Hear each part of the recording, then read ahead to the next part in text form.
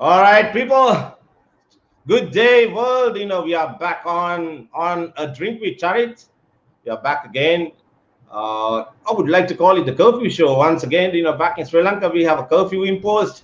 I got three lovely young lads all lined up, ready to go to have a chat with me. And if you talk of these guys are absolute professionals in the respective fields that they are in, and it's good to have them on board today with me. And if you talk of the good looks, by the way, I would say the epitome of good living. How the boys have coped themselves during this COVID-19, despite what they do. That's how I believe that everyone should look, and how everyone should present themselves.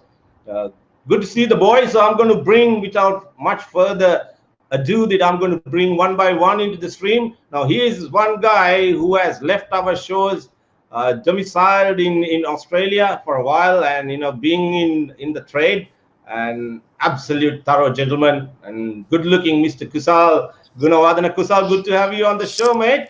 Just I'll be with you in a minute. How are you doing? Good, Charit. How are you? Thank you very much for having me.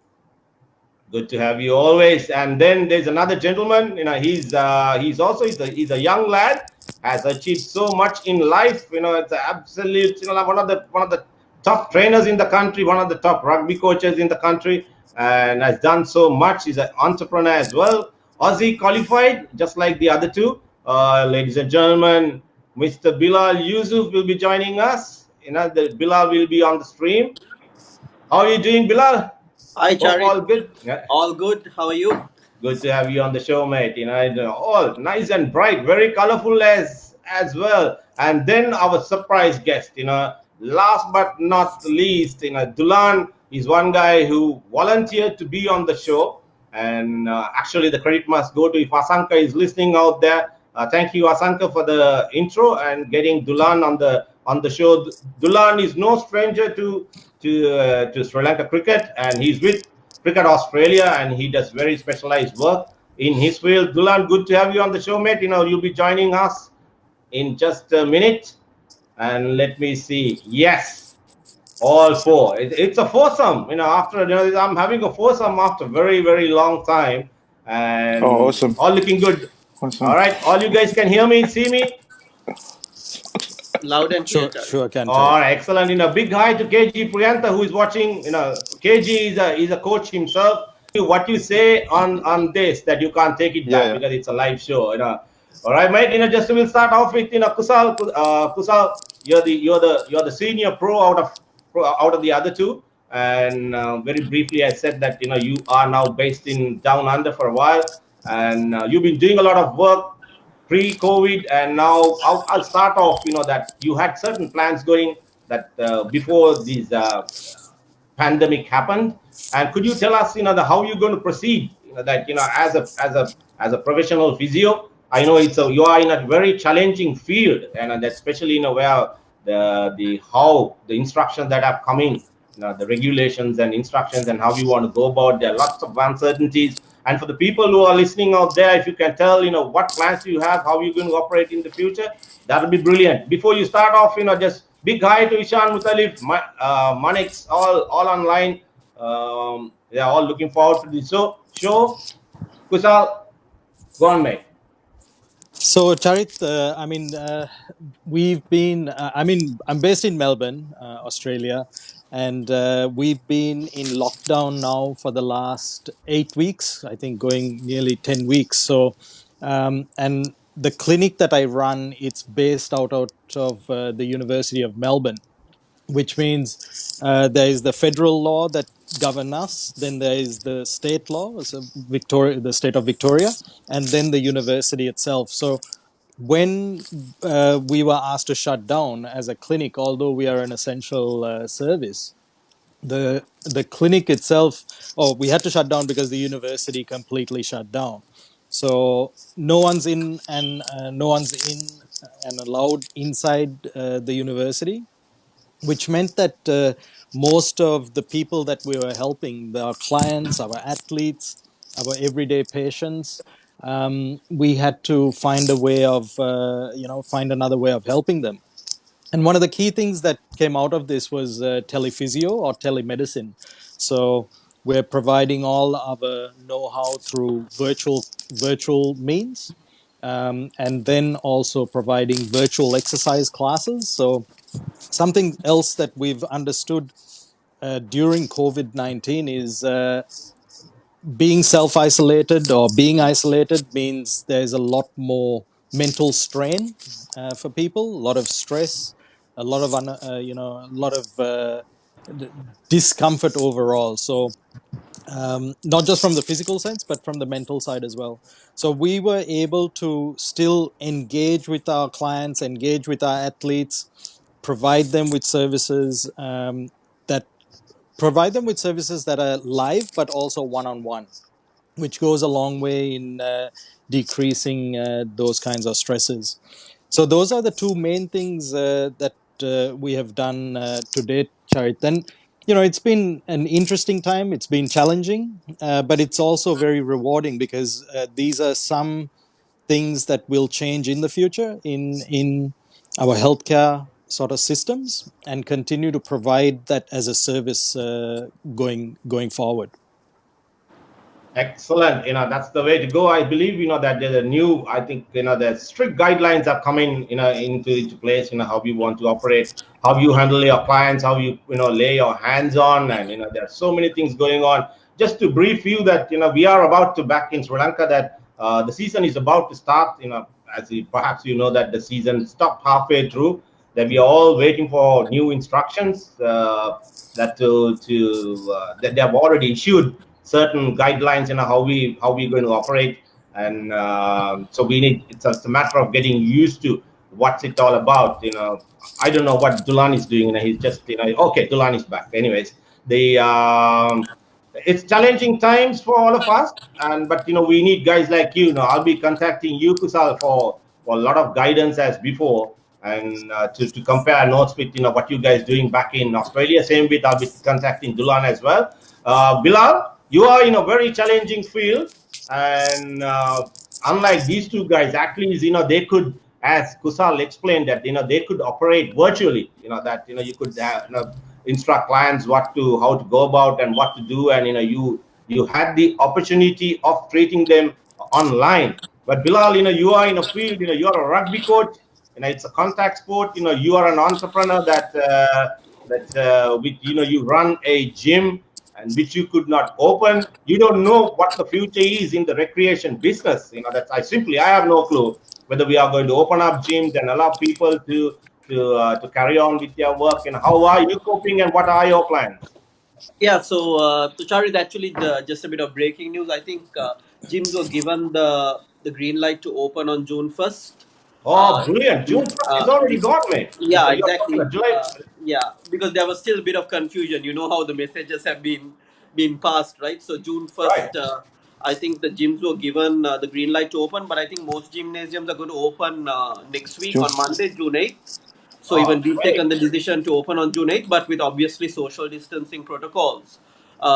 The government directives has been to ensure 1 meter distance between a physical distance between clients when working out in the gym, equipment or clients. But we and also the commercial gyms have been advised that they can only bring in clients by an appointment basis.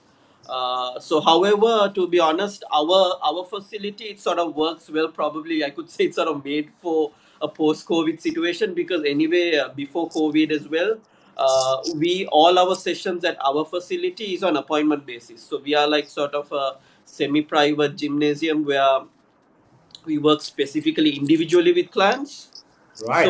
So anyway, we have to just follow that same protocol, but we'll be having less clients in the gym compared to earlier. So earlier we would have about 10 clients in the gym at one time, but just to start off in June, just to maximize the safety, despite the government giving 1 meter, we've decided to take a personal sort of a social responsibility decision, and have a physical distance of 6 meters between clients. So we are trying to keep our clients safe as possible. Oh, So that's that's great the news. decision. Yeah. So as you Okay. can see, the gym, we could accommodate about 10 to 12 people. But we've decided to reduce the capacity by 25% and take a personal sort of ethical decision to sort of make it increase the physical distancing between clients. Excellent. You know that you probably you can't see that that on your feed that I have No, I can see. posted. I have posted Thanks. a picture of your gym, empty gym, and it's a very sad sight. But boys, that I'm sure that you boys are as Kusal and Dulan, probably would have seen similar scenarios back in Aussie. That empty gyms for the last 2 months. All that investment. All the hard work you put in. That's what happened to the world. That's all. I hope you have sanitized all your machines and cleaned everything up, Bilal. Once you Yeah, open up. exactly. Basically, that's what we were we were in no rush to open. So this week has basically been a full sanitization process. I should have probably even sent you that whole process we were doing. So just been fumigating the place, ensuring everything's sanitized, and also just so people listening in, how we have decided to do it, Charit, it might be Yeah. interesting. What we are going to do is we are basically going to base 4 clients who, as soon as they walk into the gym, they are going to be based in a station. So they are not allowed to move once they come in. They'll be sort of given a small box area. They stay there. So any equipment that they'll be used, our fitness coaches will bring it to them, or they'll be placed in that box, and they will just use those equipment in that particular squared area throughout the session. They would not be moving. And what would happen is when they're done with the session, that equipment would stay there. There would be a quick sanitization process, using the disinfectants, preparing for the next client. So I think we are in a bit of an advantageous position. That way we can control the client's workouts, because every client who comes into our gym, they cannot choose their workout. We basically give them the workout specific to their fitness level, and also it's coach. So we have a bit more control over what the client does compared to probably what a lot of commercial gyms do. So they'll be in a bit more of a challenging situation, but I'm sure they'll get it sorted out soon as well. Oh, brilliant stuff. Bilal, it appears that that you had ample time to get ready with these challenging times, and you're fully up to the challenge. And on that note, I'm going to bring our special guest on the show, Dulan Kodikara, who's doing some work with Cricket Australia. Dulan, that unlike Kusal and Bilal, that you at times you've got different challenges. You work apart from your work with Cricket Australia and the other normal athletes. You have a task of handling differently abled athletes. That's, and as Bilal very rightly said, very careful what you say on air. I would like to call them differently abled athletes. And if you could tell us, Dulan, first of all, welcome to the show. I hope your technical issues are sorted out, that we can hear you. What are your plans, mate? Before you start off, again, big hi to everybody who's joining in that on the show. And Norman, yes, good to see you, man. That on the show, and Lalit Gunaratna, Manikam, Ishan. Absolutely, absolutely. Yes. Yeah. All right, mate. Dulan, it's all yours, mate. Take it from here.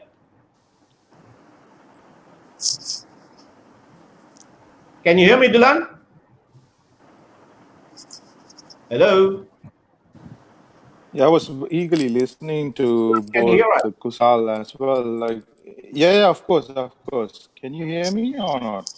Yes, we can hear you, Hey, mate. Yes. yes, I can Yes. hear you. Yeah, I can. Yeah, I Yeah, can. mate. That you are. Yeah, Oh, Dulan. what's You're going? supposed to. I Yeah, can you asked hear you. me? You are. Of course. Can you hear me? Yes, we can hear you, mate. Yes. I think I'm gonna get Dulan off the air. Just he's struggling with his that I don't know what's going on. Okay, Dulan. Yeah. Okay. Go on.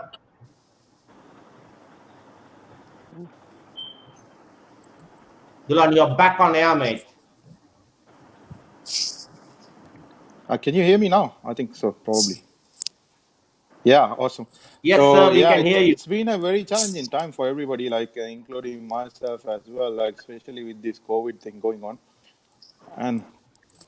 And yeah, so basically with the team environments, I think again including Sri Lankan team as well. I think what is being implemented here as well is like all the training process for COVID before they start training in the team scenario. And also, if anybody is having any symptoms, that they are to be screened like 48 hours continuously, cleared to train in the team environment. So as far as like team training is concerned, also like we have been advised to like check if it's a team training session. So, and also the distancing protocols which Bilal and Kusal has discussed, like they are all in. And coming back to your thing, dealing with differently abled athletes, that's been not a very easy task. Just like working with the able-bodied ones with whom I deal with, they have limitations in capacity. They are physically quite good, but they have intellectual limitations. So working with these kind of athletes, but then they are high-performing athletes. So we have had to like come up with, and we are dealing with these kind of athletes who are differently able, limitation in their capacity. Just to give you a simple example of it, when they have intellectual, so especially one day when we were doing the let's do some warm up exercises. So they have a learning disability, and we don't know how to make a perfect kind of stuff. They have challenges in sometimes, so but they're physically quite good. Like, and these are some of the challenges I do this current COVID thing going on. Hopefully, you guys can hear me still. Yeah, I can. Dulan, I think you should try. I don't know whether what device you have used to join us. That we. I suggest if you can join on your phone. It will Sorry. be the audio and the video quality will be better if you can. That you can still join the if you're on a laptop. Perhaps you're better off using your phone. But we can still hear you. But Sure. until you sort your technical issues at your end, get Kusal back on. Kusal, just to Yeah. in your career, like what Dulan said, that his audio quality was not that great, and I think he's still fiddling with his with his camera settings. That's a little unfortunate. That Kusal, have you ever had occasion that dealing with people who are differently abled? I think it's challenge is enormous. It's not like handling a normal athlete. How would you go about with a person like that's in that scenario? Actually, Charit, going back about 3 or 4 years, I came and presented in Sri Lanka, and I Yeah, presented to the Paralympic Committee in Sri Lanka. And one of the, most of the Paralympians in Sri Lanka were some of the soldiers who were affected by war. So most of and these were both sides. So the poor soldiers, they've either been affected by injury during the war, but they, because they are still able to train to a certain level, and they are still high level people, and they're still functioning at a high level, they ended up performing at a very high level at the para games. So working with, I got an opportunity to train the physios. One, it was in the army, in the Sri Lankan army, working with the right. physios there in the sports sector. And those guys did an amazing job. Most of our Paralympians and the parathletes, they ended up winning a lot of medals during the Asian Games, the Southeast Asian Games. And I believe we always send a contingent to the Olympics as well. So um, to give you a number, I think there were close to about, in Sri Lanka alone, we have about 30,000 athletes who have been affected in some way. But because they have been training in previous, previously they've been training at such a high level. So their training methodologies, training techniques, they're still very high. And then when you add the physio or the sports medicine component, these guys and girls can continue to flourish. And we ended up doing really well as a country. Yeah, what Dulan was saying, that that I understand that if you take the disabled soldiers, that the disabled due to, they were not born disabled, they were like normal people, but were disabled due to the other actions, of can I say that, due to the war, just to the course of action that they had to face in life. But now when we say differently able people, that Dulan was talking about, I think Dulan is back anyway. Just I'll try to put him back on the screen. That Mhm. are they mentally challenged? I'm not really talking about the physical aspect of it. That you said that they, yes, that they managed to perform extremely well at that level, but is that a challenge by any way, that being physically handicapped doesn't mean that they are mentally, that they have certain limitations as well? I think Dulan might be better at sort of describing that, or because he has had more experience in that. I've pretty much had experience at the Olympic and the Winter Olympic level with able-bodied athletes, but maybe Yeah, Dulan can share his experiences. yeah, true. Dulan, can you hear us now?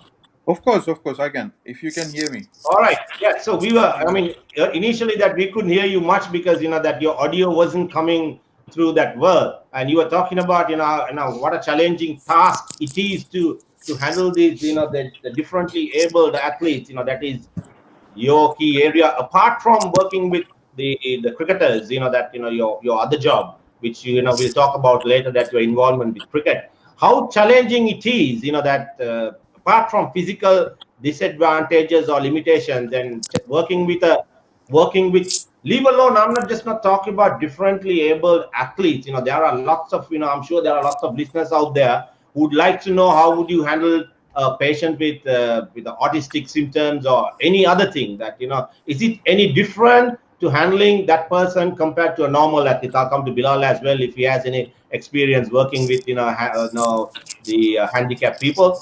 How would you say that, Dulan? See, you brought up a very good point. I think I have worked very closely with high performing cricketers who have autism.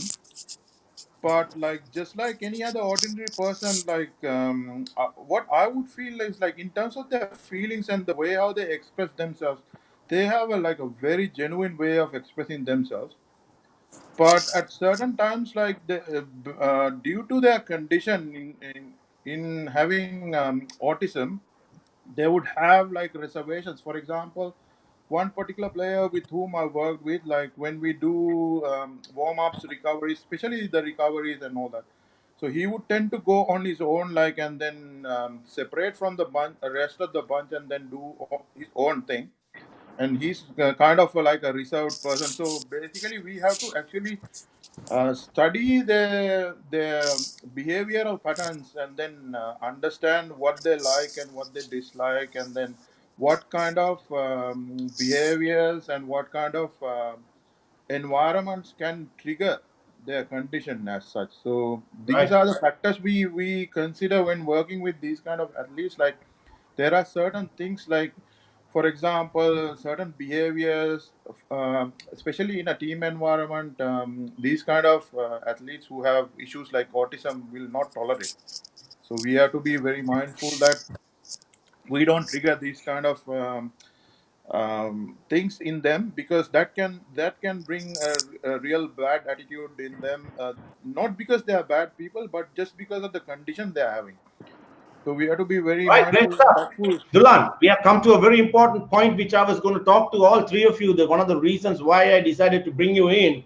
Now, okay, that certain people, if they have certain symptoms, you can identify, yes, this person's got autism, this person is this person, etc., etc.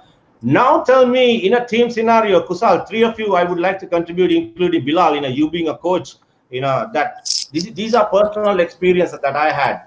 If a player in your team, a perfectly normal athlete, how would you know that the player is depressed, and what is he going through, that you can see his performance going down. He is doing all the rituals, he's very keen, he's going through his net sessions and giving 200% in what he does, but you see a decline in his performance out there. Then you try to get to the bottom of it, you say, hey, this guy is mentally not right. And how would you guys, as pros, how would you identify and convey that message to a coach, and how would you handle a situation like that? Good question, Charit. Shall I go Yeah, first, or yeah, Bilal yeah, gets you an go. Kusal, opportunity? yeah, go for it, mate. Yeah, Yep. go for it. So, Charit, we've identified four fundamentals in any athlete's welfare. Now, in the first thing is we call it the performance pyramid. That's one of the fundamentals. The fundamental is made up of biomechanics, mobility. You know how well you move, muscle control, strength, core, all the physical aspects. The next fundamental is how they behave in a 24-hour cycle: sleep, activity, and then sport. The third one is also important, which is nutrition. So, you have the athlete doing and getting these three fundamentals right. The final one is the mind, which we have found, like, even as a sports physio. I mean, I've been a sports physio for 20 years now. As a sports physio, if I don't address the patient, the client, the athlete, their mindset, then that is a big problem. So, to unfortunately, there's no easy answer to how we monitor the athletes, but every team, every organization has different techniques. We take the role of a multidisciplinary role. So, for our athletes to succeed, we have the sports medicine team, we have the coaches, we have the athletes themselves, and then the administration. And what I have coined as a term called the communication currency. The communication currency between all those four parties have to be almost the same, and it should be very transparent. Now, when you have that happening, the people that benefit the most are the athletes, because the athletes then know what the physios or the sports medicine team are talking about, the coaching staff, and the administration. So it makes for a better environment for that athlete to flourish. So unfortunately, there's no easy answer saying, what are the things that need to, or what are the things to monitor an athlete's mindset. Obviously, there are tests, and there are some independent individual tests that we do, especially with some of our sports psychologists, and also the psychology scientists that we work with. But overall, as a sort of a culture, as a whole, we have to look at those four things. Right, excellent. That I would like to know that how, what measurements you have in place to monitor the mental stability or mental aspect of it. Bilal, you as a trainer and a rugby coach, mate, have you ever encountered athletes with the sometimes depression, they are depressed, and situations like that? Yeah, Charit. So, particularly, I would say in my rugby experience, because probably in the strength and conditioning experience in my gym facility, people just come in for 1 hour, train and go. Some days it could be sleep, or just having a bad day. Could be a reason. But with my rugby coaching, I would say I've had plenty of experience with it. And I think a very simple way, maybe very I won't say unscientific, but probably maybe there's not enough research yet to back it up. I think a very simple way to gauge whether a player or a player or athlete is going through a spurt of depression is if you notice a sudden change of behavior, right? So if you've got a very chirpy player who's always quite noisy during the training session, keeping everyone going, and suddenly you see him all quiet for no reason, then Yeah. it's very easy to probably pick on that, and that's where I think Charit sort of touched on it. It's the communication. So what I would generally do is probably at the end of a session just pull that player back and ask him, hey, what's going on, is anything troubling you? If you can't get the answer, then you don't push him too much, and then you would try to look through the other resources. You'd maybe speak to a captain or a player who's close to him, who may try to give you that information just for the betterment of that athlete and the betterment of the team. And I think probably Charit could relate to that as well. And there's one thing with my rugby coaching experience I've realized is generally the players are the closest to the strength and conditioning coach as well as to the physiotherapist, and True. as well as masseuse, because it's generally when the players are in a relaxed state of mind, they're going through a massage, their mind is at peace. It's when they sort of pour out the emotions, their feelings, and stuff like that. So another great Yeah. personal I try to reach out to sometimes to get the pulse of the team, the mood of a particular player, is by communicating with the physios and masseurs, because sometimes they can give you the best information. Because while a player might have a good relationship with you, probably the closeness would be a little more distance from a head coach compared to the physiotherapists and the fitness coaches. And even I can say, because sometimes my roles reverse, I've sometimes functioned as a fitness coach for certain cricket teams, water polo teams, etc. They would probably divulge more information to me rather than directly speaking to the head coach. So sometimes I would share that information to the head coach when I'm performing the role as a trainer for another sport. Generally for rugby, I'm the head coach role, so it might be a bit distant. A bit more of a confident, open player may give you that information.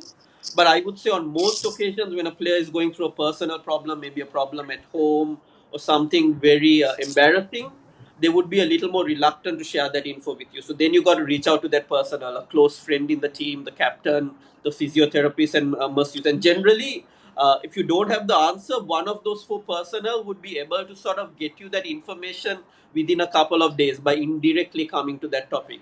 So that's a very simple strategy I have used, Charit, and it's been quite effective. And just to slightly digress, um, it's probably not specific to the question you asked, but I'm just going to relate to you about the role of the physiotherapist. I think if you look at the All Blacks I think it was in the 2011 World Cup, the week before the World Cup final, Graham Henry, the head coach, said he wants to become redundant that week, or he at least said that after the final. So when he meant redundant was he wanted the players to spend more time with the support staff, such as the masseuse, the physiotherapists, the fitness coaches, because then it was just a mental game, and they play a bigger role sometimes compared to the head coach. So I think that information to generate that information where the player is going through a hard time, what's exactly going on, and to get through the root of the problem, the best people are either the captain, a very close friend in the team, or the physiotherapist, or the masseuse, or the strength and conditioning coach. And more often than not, you'll get the answer from one of them. Brilliant. Very well explained. Dulan, that's the next question I'm going to ask. I think what I have been, as you rightly said, what I have experienced, I believe there are tons of players who have gone through this process over the years. Kusal, if you like that at some stage in your career, not only as athletes, I'm talking about any individual, any human listening out there, the people can be depressed. But in a real world, leave alone the head coach, the last thing that that can happen, the person approaching the head coach, it also depends on the relationship you have with the players. And I suppose, as you you rightly said, that it should come through my support staff, that the message should be conveyed to the top. But once the message is conveyed that someone needs professional help mentally, does that go against the player or any individual in any business environment? Do we sort of categorize those people as weak people? And that is something we have had over the years, the problem we have had. Even if someone is going through a genuine problem, the reluctance of coming forward and explaining themselves, I have a problem. Dulan, if you can explain, do I don't know whether you realize where I'm coming at. How do we get people to express when they need professional help? See, I think you've exactly come to where I wanted to come. I just wanted to reiterate to what Kusal has mentioned, and then Bilal has mentioned as well. There are a couple of things like I would want to mention here. one thing is the trust you have with the players, just like how Bilal mentioned, and also being non-judgmental is very important. I think as being a coach or physio or whoever it is, because the moment you try being judgmental, that's when people will not open up themselves. And then if you're non-judgmental, and especially in a team environment, if you start treating the 14 15 players who are under you equally well, and then if you are in a good relationship, equally good relationship with everybody, and then you need to have a lot of empathy as well, like to put yourself into their position and into their shoes and think like, okay, what if this thing happens to me the next day? How will I be reacting, and how will I be responding to a similar situation? That's how I go about it. Like, especially if I see somebody who's down, I try to listen to their story and think that if I was that person, how would I have dealt with that particular situation? How bad or how good I would have felt. And then, like, that way, it makes life easy, because then you are trying to put yourself into their position and try to figure out like what is going on, and especially being non-judgmental, that way people will open up. So otherwise, if you try and point out, like just like how you mentioned, like, okay, this guy is a weak person, so that is going to impact his whole career. For example, like there are very talented cricketers in the Victorian setup. We have had about three guys coming up with depression and mental health disorders in the last season itself. So like a couple of them who are playing in the national team as well. But then, because it is rightly dealt with, and nobody was judgmental about their problems or the issues they've had, like they are brilliant cricketers, and then of course, at a certain juncture of their career, that they have had some issues to deal with mental health due to various different issues. All three of them had different issues. But then, see that's why it is very important. Like you don't judge them, you just have to go with what the problem they have, and then that is where, just like how Kusal has mentioned, the psychologists and the psychiatrists and people who are specialized, especially in the field of sports psychology, can come in and then help with different coping strategies, so that they can come up, overcome those problems, and then taking a break from the game as well. Sometimes the physical demands, just like how Kusal mentioned, can be a big mental factor as well on them.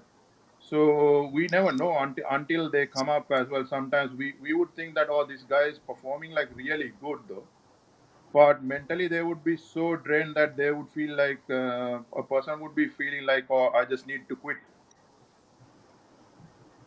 And yeah, I think just be non-judgmental is a very good approach to go with, um, like trying to get people opening up. Brilliant. That's that's what I want to hear. Being non-judgmental. That's that's one thing I want to ask you boys. That I know I have in my career I have seen that. Although I did not realize that I have played cricket from the age of 9, and gone through different roles as a player, as in top management, and played different roles during that period of time. But until then, until now, perhaps that until a few months back, I did not realize how bad this problem is, what people are going through.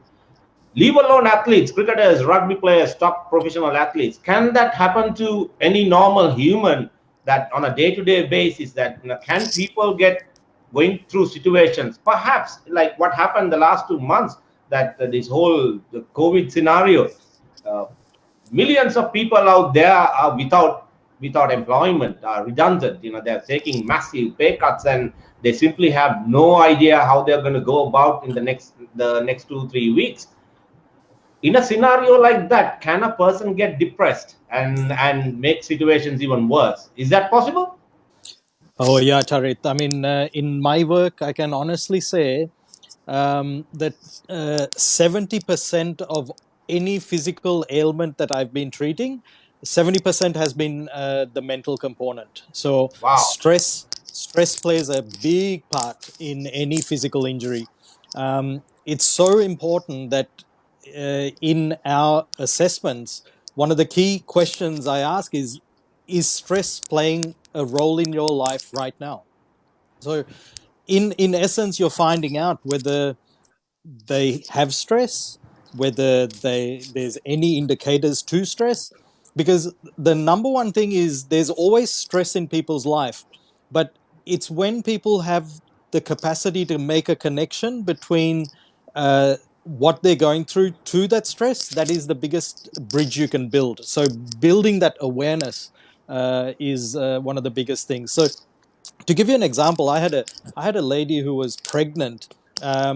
Sorry, she had a newborn baby, and I was treating her for her back problem, and we do the treatments, and then the next time she comes back, she said, "Oh, Kasal, the treatment was great, but then the problem came back." And this happened for about 2 or 3 sessions. Uh, to work out, we then tried to identify when the pain was happening. It being a young mum, newborn with a newborn, it was when the baby was starting to cry that her back pain was flaring up. So you can see how a flare up like that happens, because she was so concerned that it's feed time, will the baby be feeding properly. She was, that stress was building up, that it then became this back problem. So although we're It flared up as a back problem. That's what as you're a saying. back Yeah. yep so although we're working with our clients for a physical problem, we really need to identify whether there's a mental component to it or not. Very important. Brilliant. Kusal, on that note, that I just want to highlight the fact that you are author of 3 books. You wrote three interesting books. In one of the books, I'll see whether if I can bring it on the mainstream, on the line, the people can see. You wrote a book about on natural healing, Yes. right? That it's is that your the latest book that came out? Yeah, I managed to Yes. get the picture on the screen, and it's if you can tell us a bit. It's called natural healing. So you reckon that uh, apart from using all kinds of new medication, that has come in for various ailments that we spoke about, that that stress is a main factor of biggest contributor perhaps for lots of ailments, that people can get over what they are going through in natural ways rather than just depending on medication all the time. Yeah, that's exactly right, Charit. The key thing here is, I'm an expert in the area of physical well-being. So Yeah. the co-author of the book that I of natural healing is, her name's Helene Finizio. She's a meditation expert in Los Angeles to billionaires. So when we met, um, I said, "Look, Helene, these are the concepts in physical well-being." And she said, "Kasal, these are the concepts in getting the mind right." So then we came together and we wrote this book together. So it's a combination of physical well-being and the mental, and combining the power of things like mindfulness, meditation, with physical awareness and improvement. Right, great stuff. And then you went on to then you wrote another book about the very interesting book. There's a 3-minute workout that which you wrote, right? If I'm not mistaken, that's Yes. sometime back. That's a So very three. interesting book which you gave me a copy of it sometime back. Yes, that's right, Charlie. That book is probably the bestseller, because that became very popular. Um, how that came about is I had to get my athletes exercising when they're traveling. They're only stuck in, say, hotel rooms sometimes. They still need to have the capacity to exercise, and get the benefits of a good program in a very short period of time. I also treat a fair few corporates and VIPs. Now, these guys, they come to me and say, "Kasal, do what you have to do, fix me up. I don't want to do any exercising." But, we see exercise as a big component of the rehabilitation process. And, this is why we use experts like Bilal all the time to, pass on what we have, get all the biomechanics right, and then get the exercise component right. So I had to come up with an exercise program using body weight exercises that still provided Right. some results. And that's how 3 minute workouts came out. There's only 6 exercises there. You do it for 30 seconds each one, and that adds up to 3 minutes. Now, there is a professor who came from Canada, and he came out with the 1 minute program. And with that 1 minute program, he researched everything and he found that it improves, it decreases heart problems, improves all the indicators, or decreases all the indicators of heart disease, and it improves fitness and also the mental side. So, and it also decreases obesity and improves the diabetes issues as well. So, all this non-communicable diseases it sort of addresses in a 1 minute program, and which is what we found with the 3 minute program. It does the same thing. And I guess this leads to one of the other fallacies that's, I think, the best marketing tool that ever came out. It came out of Japan in about 1965, saying that every person has to do 10,000 steps, that you have to do 10,000 steps every single day to improve. Now, that was actually only based on the 10,000 just came up as a number. It's actually not proven. We have found over the years that it's better to be around the 4,000 steps mark. But instead of doing 4,000 or even 10,000 at the same rate, it's actually a change in intensity that is much more important. And I think you can attest to this, being an elite athlete, playing for Sri Lanka, that you can't always train at the same level. Yeah, you have to push yourself outside your comfort zone, and that's what different intensities are, and that's what the 3 minute book workouts came out as. So you pushed yourself out in different intensities, and that's how the body improves. That's how then your mind improves as well. And that's some of the key learnings that I've had with my elite athletes, and then I've brought that and passed that on through a book. Brilliant, excellent stuff, Bilal. Just to ask you, mate, as a trainer, that in your gym, I believe that you have. Uh, I don't know what your clientele is like. Do you? I believe that you have lots of normal people. I mean, day-to-day people coming to your gym. Looking at your peak hours and so on and so forth. They are just ordinary day-to-day working class people. So is there any difference how you train them? I believe that you give each individual a specialized program. You cannot give a program that is given to a normal athlete to a normal person. So that now, as Kusal said, that how do you, when you analyze a person when he comes to the gym, and you recommend a certain program, high intensity, low intensity, probably more weights. How do you go about as a trainer? Yeah, great question, Charit. So basically, yeah, so to answer your first question is actually we started our gym, which is about 6 years ago, purely with the focus of only training athletes. But we were very quick to learn in 6 months for the business to be sustainable. We got to open it out to the general population as well, because still, Right. I think Sri Lanka still is probably not at the stage where countries like Australia, USA, where we got a great sports culture.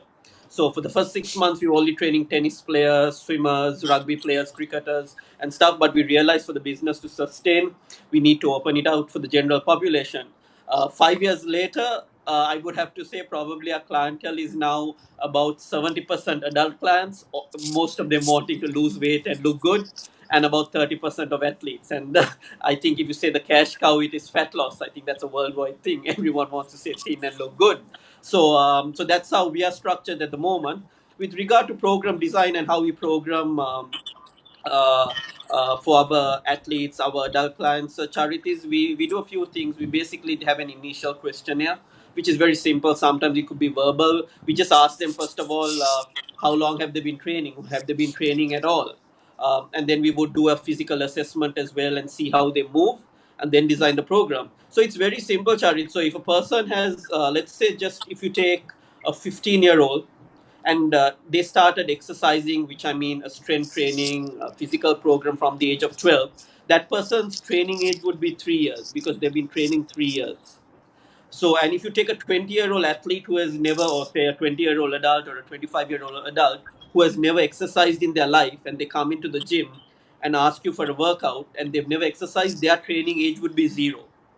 So technically, the 15-year-old would still be at a higher level to probably maybe execute a few more advanced movements compared to that 25-year-old. Because that 25-year-old has not been taught to move at all. So we basically design the program based Right. on the training age of the adult or the athlete. But just saying that, also, if I just want to give you one more example, so for the listeners, it would be much more clearer. If you have a 12-year-old athlete and a 20-year-old athlete who comes into the gym and asks for a physical training program, and both of them have never ever followed a structured strength and conditioning program in their lives, we would start both of them at the exact same program because their training age is zero. But what would differ is probably the 20-year-old would progress in 3 months to a more advanced workout, where we may keep the 12-year-old for 12 months in that program. So they master the basics more. With the 20-year-old would still be a little more mature and have that capacity to continue to progress quicker. So basically, it's dictated by the training age. The other very important point is that Charit is it's the we ask them whether they got any injuries. So basically, if some people have got injuries, you got to train around the injuries. Very, very important, because I think in the fitness industry, there's so much confusion, and the whole idea is to get people healthy and stay fit and stay injury free. So even at old age, you could play with your kids or your grandkids. But unfortunately, I may have to say this bit of a controversial statement. In Sri Lanka, we're having far too many injuries. People actually exercising in the gym, where the whole point of fitness is to stay injury free. So orthopedic surgeons and no disrespect, Kusal physiotherapist business are going up with the gyms happening. But unfortunately, people are getting injured where you want to really train 100% safe and stay injury free. So I think that duty of care for fitness trainers in Sri Lanka really needs to be looked into. Oh, brilliant! That's. I was about to get Dulan online. We spoke about it offline sometime back about the number of stress fractures that our athletes we encounter in the cricketing field. The Dulan, just if you can briefly tell the people that the structures you have with Cricket Australia, and that the structures that that in your mind that okay, I'm not trying to undermine any of the institutions here. I'm not trying to put Cricket Australia ahead of Sri Lanka cricket or whatever. You probably we have brought in with your recommendations. I believe that certain practices that come in there, they're which we are applying now. And just to put you guys in the picture, if you saw what happened, the Sri Lanka national team went into training on first, and I do not know how they started. As I at the beginning of this program, I told you certain guidelines were given. I saw a national team captain uh, was he was not feeling too well. They said that was a heat stroke. It's they could have taken precautions on the very first day that how I'm going to start. Just basically when I start training, I'm just like said, yeah, I'm not going to start on the top gear. Just start on the first gear, then just shift to the second gear, third gear. The athletes are coming out of training, or just not exposed to the extreme heat for the last 2.5 months. And I think we have to start very slowly, take it easy, and see how far we can go. Having said that, Dulan, that if you can tell us how athletes and normal people that what we should do, and what you guys will do as professionals, and what systems that you put in place to avoid injuries. So basically, I would use the word minimization, not prevent as such. I think Kusal will agree, because if we use the term injury prevention, you would still end up seeing injuries happening on a cricket game or training every single time. But what we need to think about is Right. to bring up strategies to minimize the injury risks, and then the number of injuries happening on a given day or a given calendar year. So basically for me it's like what is important is like routine screening, just like how Bilal mentioned. But I would want it to be more structured and more routine. For example, like every 3 months, if we can screen them. And on what it does is like regular screening will actually help us to identify any of the deficiencies any particular athlete is going through. For example, now just you mentioned that the Sri Lankan team started training a couple of days back and back to their routine, and I'm pretty sure that some of the boys would have been severely deconditioned because of the excessive home stay and then not being able to access gyms and other training facilities which they would normally do. So whether would we would like take them back to the normal routine straight away without doing any screening or asking certain questions on their fitness levels and what kind of training regimes they have been following and what stuff they have been doing. So that is the question to be asked. Like, and then that is why the screening is important, because once you screen them, you know what they are good at and then what they lag behind. So for example, we would be testing different elements in terms of the range of motion, strength, and endurance, and so many other aspects of their fitness level. But without screening, if we just put them back to a training regime, we don't have a baseline measure of where they're starting to begin with.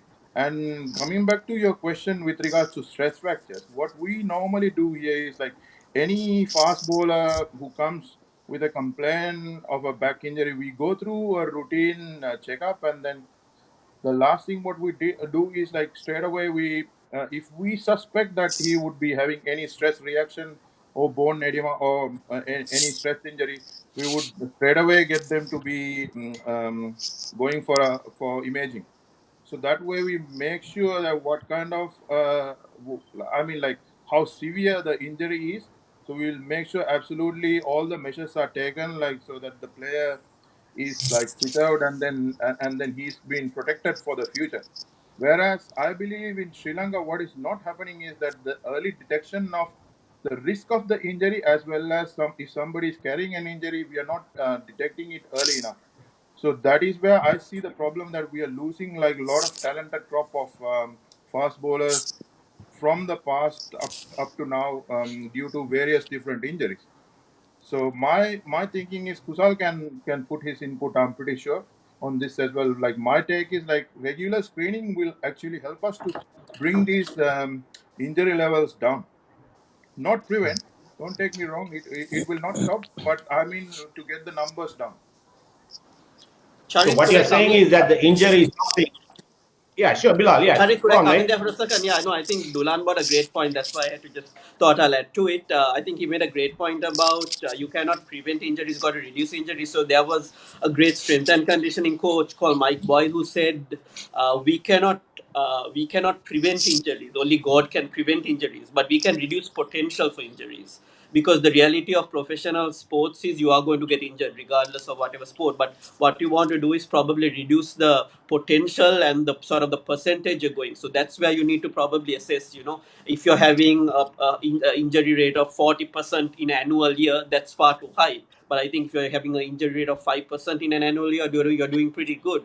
And the other factor also I just want to mention from from a training perspective where we could prevent injuries, Charity, if and this for any sports, the number one factor I believe is that could prevent injury or is having a solid strength base. Because if you got a solid strength base, your body is more robust and it can handle that strength.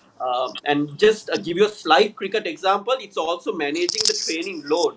So how I mean that's where the expertise would come in with the physiotherapists, coaches, strength and conditioning coaches. Just to give you a very simple example, Charit, is for example, if you had all day a fast bowler who just got in a 3 over spell and he didn't do any bowling for the rest of the day, it's still an opportunity for the end of the day to put him in the gym and get him stronger to make sure he's more robust. Where, say, a fast bowler who has had a very long spell, bowled in 10 to 15 overs for the day, he's not ready for a gym session. Maybe what he requires is a pool session to recover from that stress. So that's where we have Sure. all those coaches, the head coach, the strength and conditioning coach, the physiotherapists all working together. I think will be a great way to reduce potential for injury. Something else to Brilliant add there, stuff, mate. Charit. All those people. Hold on a minute. Just all those people who are asking questions, KG. If you want to get in touch with any of these gentlemen, they are on Facebook. Easiest thing is to drop them a line. They would happy to answer all your questions. They are absolute professionals, and apart from being professional, they are brilliant human beings. And whenever you have an issue, you ask him. I'm sure they will help you. That's simple as that. no complicated email IDs, etc., etc. Just simple messenger on Facebook.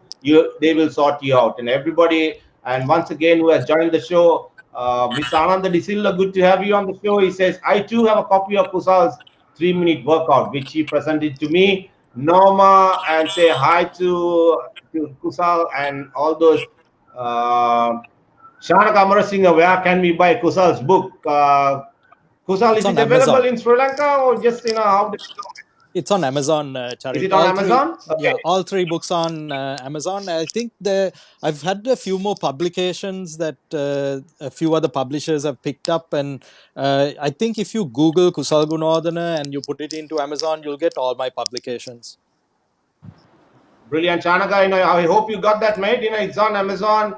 That if you really, really, seriously want a copy, I'm glad to spare the book that Kusal gave me. If someone can use it, I'm happy to give it to you. Not a problem. That's good to have you on the show as well. He's asking, please ask Kusal how much time people should spend on training the mind as opposed to training the body. If you have 2 hours to spare in the day for wellness, how should you split that time up? Oh, that's a very good question, Charit. I think um, in my experience, it's very much like learning to play the piano. So if you have a good 20-30 minutes to play the piano, then or even 45 minutes, you're going to do a lot better. uh, uh, you're going to become better at it much quicker, rather than trying to do a minute or 2 minutes at a time. It's very similar to physical training or working in a gym, or working out in a gym. So if you think of the gym, if you spend only a minute or two in the gym, then it'll take a lot longer to get your results, whereas good chunks of time where put that time to get the results for the mind. I think when you look at mindfulness, meditation practices, a minimum of 30 minutes. And if you can do that 3 to 5 times a week, you're going to start getting results in as close as 4 weeks, where the benefits you'll get are improve focus, improve in concentration, your mood is better, and that then translates to physical well-being as well. Great stuff. Dulan, what do you have anything to add to Just that, mate? How's yeah, about the mental just aspect? a little thing which I have tried with some of my cricketers and my athletes is like, just to add to what Kusal has mentioned. What I do is like, especially if I see someone's dipping in their form, what I try to do is I will try and get some of the footage of their best performances previously, and I would like tend to play it back to them and then get them to look at them on the day before the game, or if they're going especially through a lean patch, so that they will actually get to visualize on their good performances and then get some positive feelings into them, especially if they're going down. Because you know that like Yep. always like some players will go through a bad patch, and then they are not bad players or bad athletes, but whereas they would have had like extremely good patches of periods during their career. So this is a little strategy I'm doing to just to get them into a positive habit, and then to get them out of that low mood, which has helped with some of the players to come back into form and then perform really good, like just by thinking and then visualizing on their previous good performances. So just a little thing. Visualization, what you're talking about. Yeah, Yeah, it's a correct. good, the Visualization. great Yeah, yeah, thing. yeah. And just a quick visualization. Yeah, mate. That. And big hi to Riza Mohammed Tahir. Yeah, good to have you on the show, mate. Quick question to Bilal. Would like to hear from about Bilal about performance anxiety. Ireland players blame the coach for a debacle in 2019 to very reason. And then Deepa Ravi. Deepa, good to have you on the show. As always, I'm glad there is more support, empathy, and understanding for autistic players. Thank you, Dulan. And very quickly, Bilal, I don't know what the Ireland players put the blame on the coach.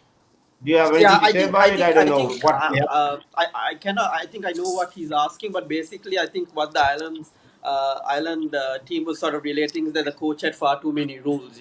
So I think Okay. there's a great saying. The less rules a coach has, the less rules there are for players to break. So I think they found it a bit too rigid, where he was trying to flood them with too many rules, and he was also trying to. I think he gave them also less freedom to express themselves on the field. So sometimes, I think at a professional level, you got to give, based on the maturity of the team, you got to give players a little more freedom to express themselves and make decisions on the field rather than being very directive. That's also probably very dependent on the experience of the team. An inexperienced team, in whether it's cricket, rugby, or whatever, basketball, an inexperienced team may need a little more direction from a coach. But I think a more experienced team require like to have a little more freedom for them to be a part of the decision making process. So I think that was the criticism. So I think to answer that question, it's probably getting the coaches, giving the players the freedom to, not the freedom as such, but basically not put them under pressure that if they fail, that they're going to be in trouble or they're going to get dropped from the team. Give them the freedom to express themselves and the freedom to fail, but trying 100%. So that's something I try to do with my players much as possible. I say I'm never going to go hard at you if you make a mistake. But one thing I'm not going to tolerate, and you're going to be in big trouble, is if you're not giving 100%. That's something I cannot tolerate. But if you give 100% and then you fail, you're going to be fine. So just I think if coaches can always just give players that freedom to give 100% and then fail, I think you can take that big about 50% of that performance anxiety away. Well said, Bet. There's something, failure is something that I can expect. We are not as humans.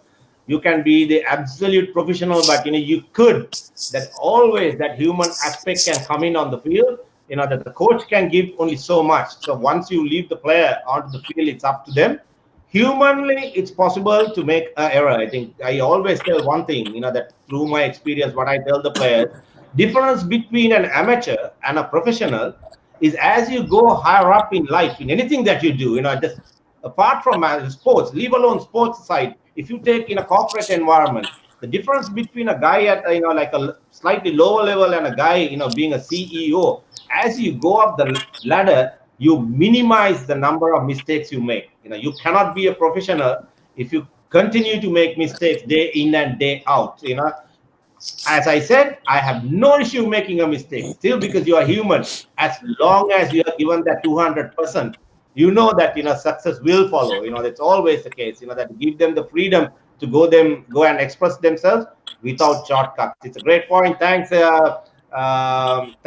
Bilal for explaining. Thanks Riaz for the question. Jani, it's good to have you on the show as well. I hope Shanak is still around. That Chanaka heard your explanation. There are more questions coming from KG. One more question to all who can reply. We train kids. Do you think which age we can recommend them to go to gyms to do lightweight training, especially fast bowlers, boys? What age do you recommend that the kid should hit the gym? Can I take that, One of you Charit? can Yeah. So I think. saying, yeah, I think generally, I think I would say 11 is a good age. And when we talk about gym training, Charit, a lot of people have that sort of visual image that it is a kid lifting heavy weights, right? So we have 11-year-olds, 12-year-olds who yeah. come into our gym, tennis players, cricketers. We start them by teaching them the basics. Like, in cricket, you teach a player how to execute the forward defense, the cover drive, etc. at the early stages before going into the sort of the more fancy stuff. It's the same thing in the gym. So, for example, I'll just try to give a very basic example. So, that sort of fear that you could get injured exercising is basically, if you have a 11-year-old kid coming into the gym, you're not going to get that person to back squat 50 kgs behind the shoulder. But what you could do is teach them how to execute a proper body weight squat.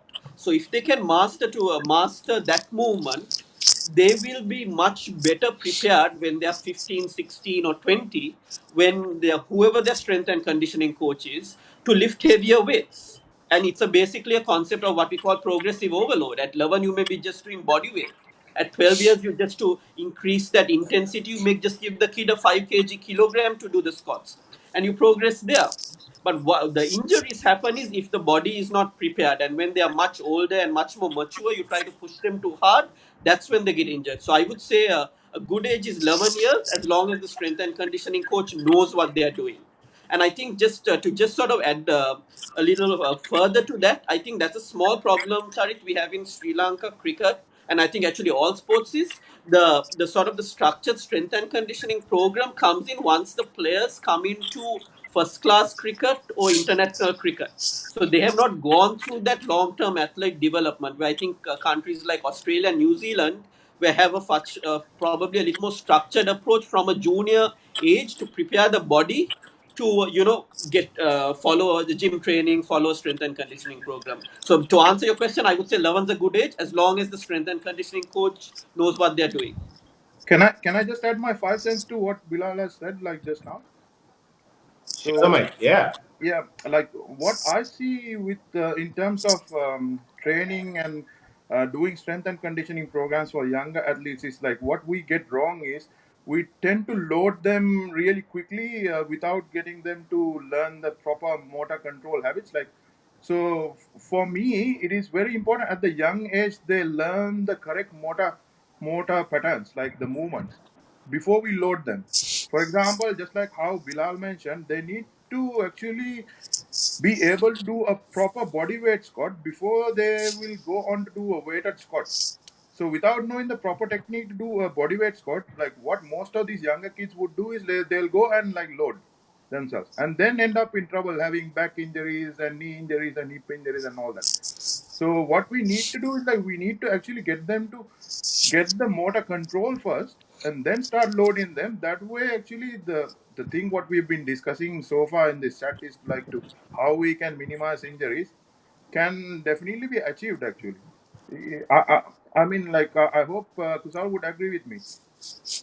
Yeah, I agree with you there, Dulan. In actual fact, in basic terms, Charit, what we are looking at is a person being able to, non-functionally that they have good flexibility or they have good range. Correct. Then what we want the athlete to do is get accustomed to that range. So then their muscles are working within that range. Once you've achieved that, then you give that movement a task. So a task can be something simple, and as Dulan said, it's the simplicity comes from using your own body to create the movement. And once you've done that, that's when you load it up. So the thing with kids these days or at any age is, oh look, these are the things we see on TV or on the internet, muscles or the toning, all of that takes a lot of time. And you just need to keep it simple, keep it accurate and precise, and then build on it slowly. But if you're always telling your or giving your body measuring it in a way that you're seeing how your body is doing with a task, that is probably the best way to see if you're on track, because you have the fundamentals in your body, but if the body can then respond to a task and do it really well, then you're going to do well. Well said, boys. That reminds me what great Bruce Lee said. Once he said, I do not fear a guy who can do 10,000 things in a matter of time, but I fear a guy who has kicked just a front kick 10,000 times. Keep it simple. Just that whatever you do, that be a master of it. Don't try too many things. And I was about to ask about you guys. Is another thing that is coming into sport in a big way, especially is discussed at different forums in Sri Lanka. The use of supplements, and I don't know whether I'm allowed to use the word steroids and performance enhancers and stuff like that. When you boys, three of you, how do you handle this? That do you encounter so many athletes at highest level that engage in this sort of behavior at some point? And what would you do if you come across a player that if you find that guy is on in performance enhancing drugs? What would you do? Dulan, So do you want to health. take this one, Dulan? I think this is Yeah, very Yes, close Dulan, to. yes, Hmm? yeah, I it's can a tricky happily one, take mate. this. Yes. So basically, dealing with cricket, we have like protocols to follow with Cricket Victoria and Cricket Australia. So we have a integrity team who's given us very clear instructions. Any point of time we come through something like this, any performance enhancing substances or prohibited substances, as we may think, so we have a procedure that we need to actually inform and notify certain people in the integrity department, and then like they will come into action, and then they will deal with that kind of a situation.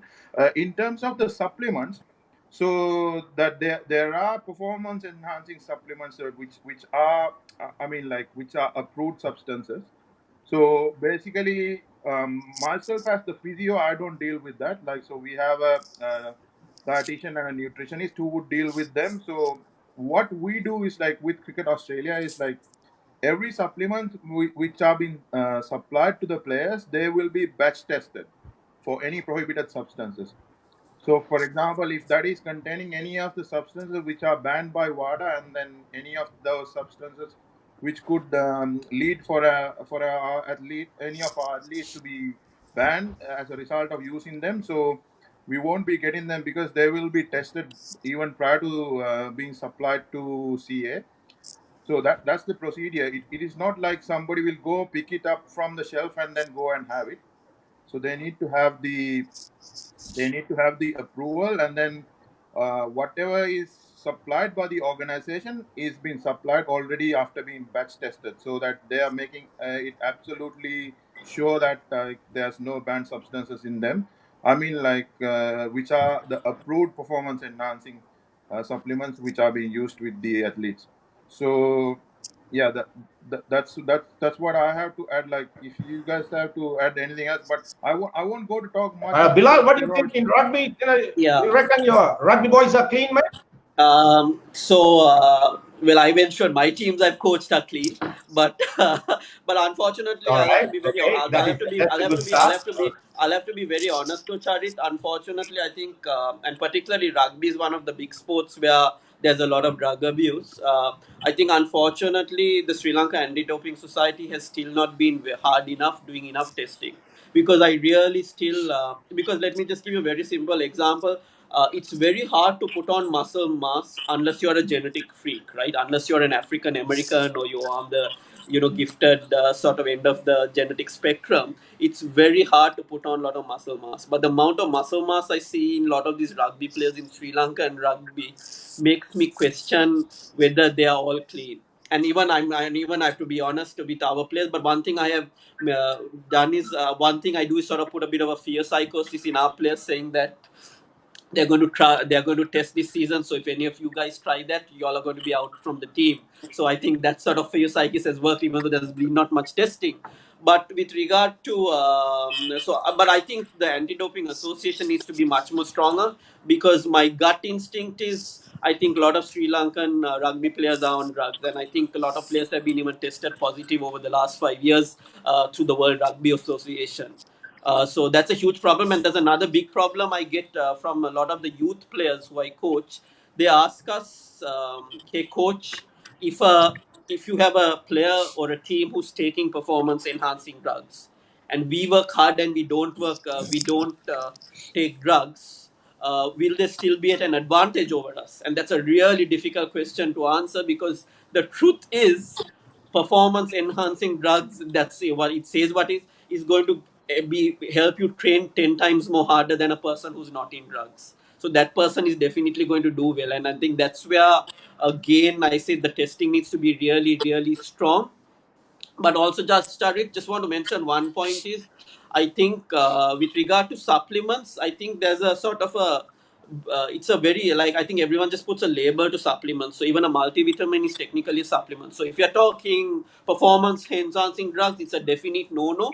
And I think it's a duty of care for the coach who is in charge of the team to sort of educate the team, as well as sort of put a bit of pressure on the players, that if any of you get caught on this, and you may not get caught in the public, but if you get caught to me, you're out of the team. So you got to probably educate them, as well as put on a bit of a stern rule to ensure it doesn't happen internally. But with regard to supplements, generally I think one thing is a high performing athlete who does not have any underlying medical condition, protein is a huge factor. A Sri Lankan diet gets plenty of carbohydrates, but a high performing athlete needs something between 1 to 1.5 grams of protein per kg of body weight, and unfortunately our Sri Lankan diet does not cater to that.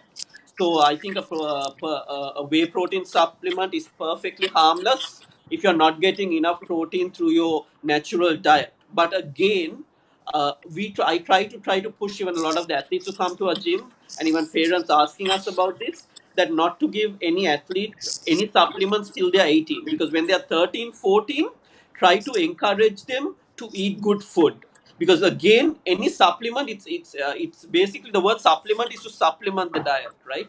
So if you are not having a proper diet and then you're trying to supplement it, it's not going to work. You can take any supplement in the world, it's not going to help. So you've got to master the basics with basic nutrition first, and then you can add a supplement. And what is a good diet? Very simple. They say what your grandma told you to eat: three vegetables, a protein, and a bit of rice, and you are fine. So again, it's that education, stick to the basics of nutrition, and then you can look at supplements when you are more of a high performing athlete. Very well said, boys. I guess like you boys agree with what Bilal said. Kusal, my only worry is, as you rightly said, it's a very interesting point that you brought out. That say that our structure, our physical structure, being Asian, it's not easy to just like overnight to build big muscles and become robust. And so if some the transformation of some of the guys, just like in a couple of weeks, couple of months, one from one season to the next, is a big question mark. Is this guy clean? That Dulan, just to let you know that the we in Sri Lanka cricket, we too also follow the same procedures. The procedures are very clearly laid out by WADA, and we all come under the same umbrella, and reporting systems are the same. But unfortunately, that as athletes or humans, I think in a even field, every player is looking for that extra 1%. That is where you guys as trainers and physios and psychiatrists and all those, the coaches, everybody comes and give these people that output, the 1% that they are looking for. Like, and in the human race, that's what is happening, I believe. Everybody wants to do well in life, whether it's whether it's physically, mentally, or otherwise. Everybody is looking for that 1%, and things you do to get in there is the problem. Like as Bilal said, I think I was talking to some of the rugby players the couple of weeks back. If a player gains a massive advantage being on whatever, like substance, a clean guy, will he stand a chance in that 1%? So where will he draw the line? I don't know. I mean, like uh, tell me, guys, that in international competitive sport, you guys think that everybody is clean out there, or I think you think little hazy? What do you reckon? So, Charit, in my No, opinion, I mean, everybody's like, it's a quite a hazy area. It's a quite a hazy area. yeah. Look, at the end of the day, if you're if you're taking something, the people who are testing, there's a certain test to find that. If that matches, that's great. Then you know that you've got something to then hopefully prevent or stop that. um, but each time it sort of rises, so the testing itself needs to catch up. So is it all clean out there? I don't think so. I don't think it's clean. Will we ever stop it? It's hard to say, but I think one thing you touched on is what else can we take to be better. There are a few concepts that we're working on utilizing technology on what things to stop to then get better as well. One of the studies came out with UK rugby, that one of the medical staff, they had looked at their players, and because of the last 5 years, the players are using their hand phones a lot more, their smartphones a lot more. They have found their hand-eye coordination had decreased because of the use of the phones. So here is one thing that people can prevent or stop doing or educate them better to then improve that hand-eye coordination.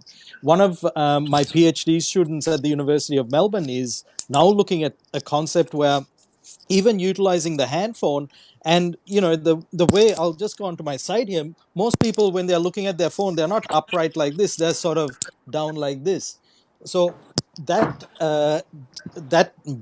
bending forward motion, within 15 minutes we have found that the push-up rate and the calf raise rate has gone down. So this is in a perfectly able athlete that is very fit, they're at the height of their training, that we're finding 15 minutes. So one of the things that we're now looking at to utilize technology is this remote patient, remote client, remote athlete monitoring, where we are developing this band-aid sensor. So the band-aid sensor will go into different parts of the body. The athlete just pastes it on, and in real time the athlete will get a message saying, oh, hang on, Kusal, you've actually been spending an extra bit of time bending forwards on your phone, or you're not sitting at your computer in the right way. So if we can minimize these non-training injuries or non-training issues, you're going to find that the athletes will start performing better anyway. So these are little things that we're doing, that you can, there are things like the supplements, or the not the supplements, but the performance enhancing drugs, that it's in the culture, I got to take it to get better. But there are so many other things that you can actually prevent, that will still enhance your performance. One final thing I can share with you on that is, and this is true in all the sports, all the coaches and the athletes will say, the best performances have come when I've been in the moment. So there's the present moment. It's dictated by our future, which is something to do with our imagination. The past is a memory. But athletes who are training well, who continuously train their mind and the body to be in that moment, perform the best. Now, those performances come through. The concept is being in flow state. And what we've identified, to be in flow state, there's a part of the brain, the posterior cingulate, it shuts down. So if you're in flow state, the posterior cingulate shuts down, and it means that everything in terms of your performance, in terms of your sport activity, is at the highest level. So this is actually the next stage of my research that I'm doing, is how can we help athletes get into flow state better? Because when you are in flow state, that is the most natural drug you can have for performance enhancement. So these are some of the things that we're doing right now, or that's sort of my work right now, on trying to get athletes to perform at their highest level and then get results. Well said, mate. That's like even previously the people I've spoken to, the other coaches and the people, personalities from other fields, being in the moment. All of them, almost all of each and every one of them, they spoke the importance of living in that moment, giving your best. As you rightly said, the past is history, mate. Future you will never know. But if you get that moment right, you can get your future right. That's the most important thing, which I want to emphasize, not only to athletes, to everybody who's listening out there. Get this moment right, which is the only thing you can control in life. Very, very good point, that I want to say. Boys, we've been talking to almost to each other. We didn't realize it has taken 1 hour, 30 minutes, really. Yeah. So I'll give Dulan before I know that we have tons and tons of stuff to talk about. But between three of you most enterprising guy I have spoken to, absolute pros in your respective fields, that what are your parting words? Just more questions coming in, guys. Perhaps the Bilal, you can write to Bilal separately, asking about all these questions about All Blacks, blah blah blah. And KG, yes, no worries, mate. I hope this was useful to you. That thanks for listening in. And guys, before we say goodbye, what just your parting words? Start with Dulan. what you got to say to all the listeners out there? I mean, before I go to the listeners, I would consider this to be a great privilege to be with the three of you, especially with Kusal, who's given me the opportunity to end up in Australia. He's the one who found me the job, my first job in Australia. So it's a great privilege to listen to him. He's a very well respected physio in Australia. So I owe him, and thank you so much for everything you've done for me. It's been a great privilege to share the platform with the three of you. I can see the passion in Bilal, what is coming from. I'm pretty sure that Bilal will do a lot of good things in the future, not only for rugby, but in all sports for Sri Lanka. So good luck, Bilal, and also Charit. I would love to see you back with Sri Lanka cricket one fine day soon. And yeah, hopefully, whatever little things we've shared today uh, would have enlightened people in a little way. And I think, Nice, Mike. yeah, Great words. Yeah. yeah, Dulan, it'll be before you grateful. go, there is, that the people out there, there are certain things that they don't know about you. Someone has written to me saying that you are an aspiring singer, mate. And what do you sing in Aussie? Like you are the party, you are the master, you are the MC of all Sri Lankan parties. I was told. Is that Who's right? saying this? Oh, Well, mate, it's a small world we live in. That people say that you rock the parties that you go to with the rendition of Sri Lankan baila. That I never realized that you're such a great singer. oh, Is that true or great, false? great. I don't know, but I try. Yeah, yeah. Right, mate. It's great talking to you, Bilal. What's your parting words, mate? Just before you wind up. Yeah, so first of all, Charit, thanks a lot for inviting me. Really enjoyed the conversation, speaking to Dulan and Kusal. So thanks a lot for inviting me. Really appreciate it.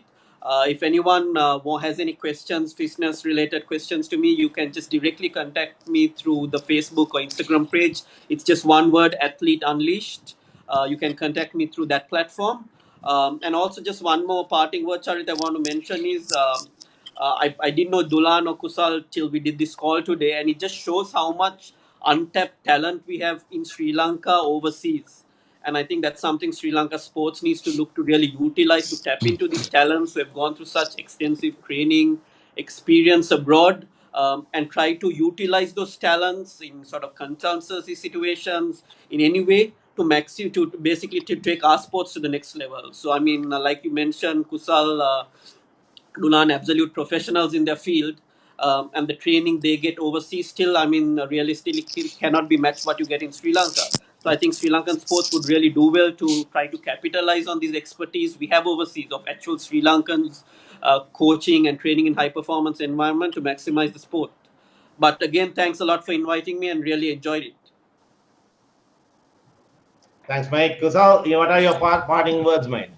So, Charit, I think the key thing I'd like to share is I'd probably like to see more females in sport, especially if I think, I mean, I've been living in Australia since 1985, and we see such a transition in the culture of sport in Australia since we've had a lot more females in sport. Now, what that does to a nation is that there's this in the male side. There's the brains. Oh, sorry, not the brains. It's actually the brawn and the bravado of male sports. But then adding the females into that, and if I use cricket as an example, I think we've been talking about cricket today.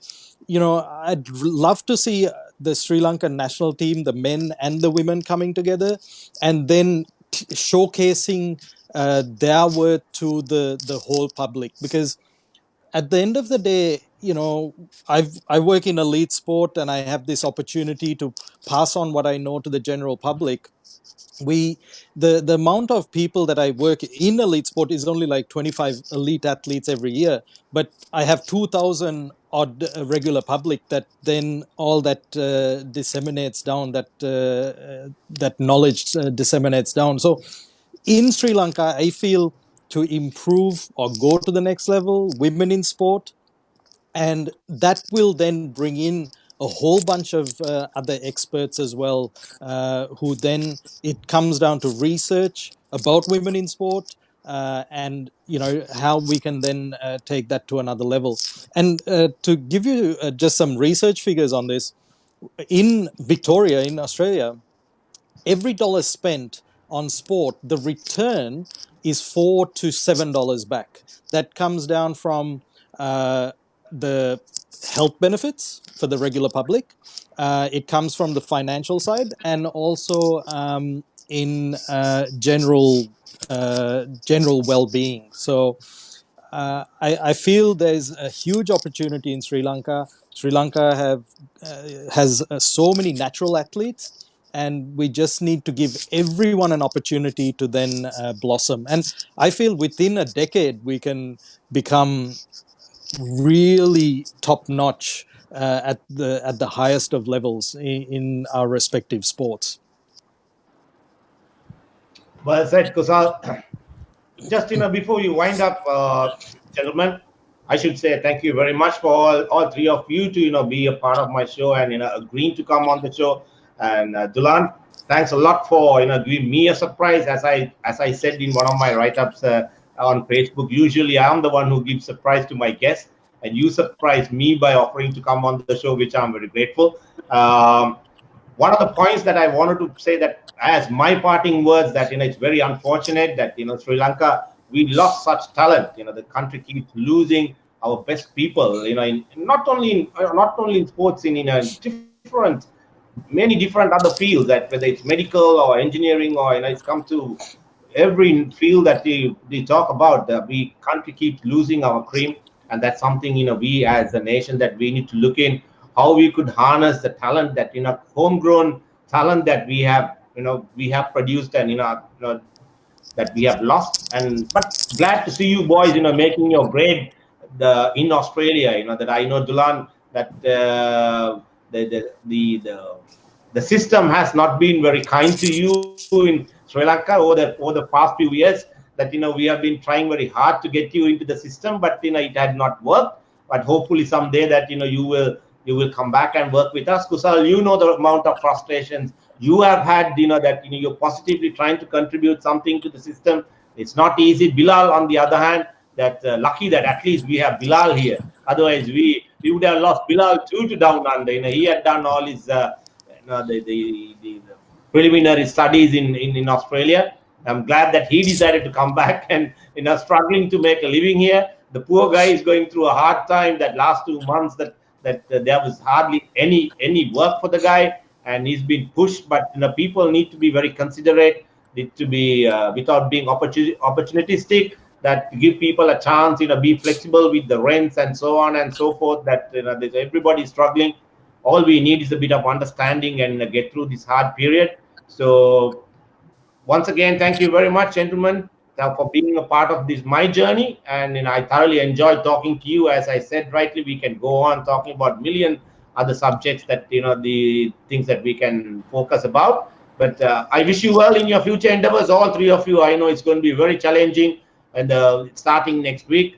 Bilal is all fired up, waiting to open his gym. I'm sure Kusal, with the easing of lockdown in Australia, and Dulan, you guys will get back to work. And from a personal point of view, I'm excited after 2.5 months, all cooped up inside the house, to go out and get some sun. This training is finally going to start. So probably this is the last show that I'm going to do for a while, because we need to get back to normal life at some point, which we all need to do. And good luck, gentlemen, in everything Thank you, that you do. Charit. Stay positive. Thank you. Stay, yeah. And Charit, just one Keep. last thing. I Yeah. just want to say one last thing here, Charit, because I feel although we are living, I mean, Dulan and I, we are living in Australia. It's guys like you who are in Sri Lanka who then open the platform up for us to bring our expertise there. And it's wonderful that I get to see the likes of Bilal, who is passionate about what he does, because then this kind of connection is how we then bring what our expertise to Sri Lanka. So, the thing that we're planning on in September, and I've spoken to Dulan about this, is we're going to bring the first virtual sports medicine conference with Aussie experts for everyone in Sri Lanka.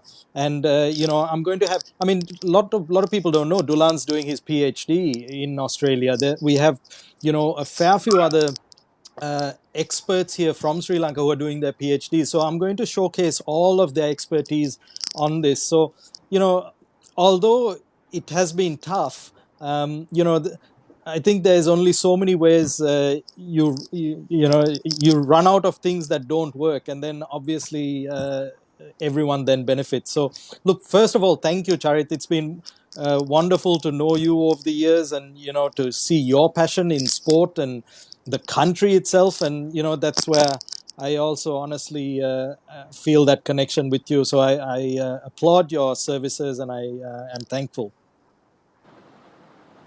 Thank you, guys, and thank you, Janice, for always, being on the show. She's saying big thank you to all of you.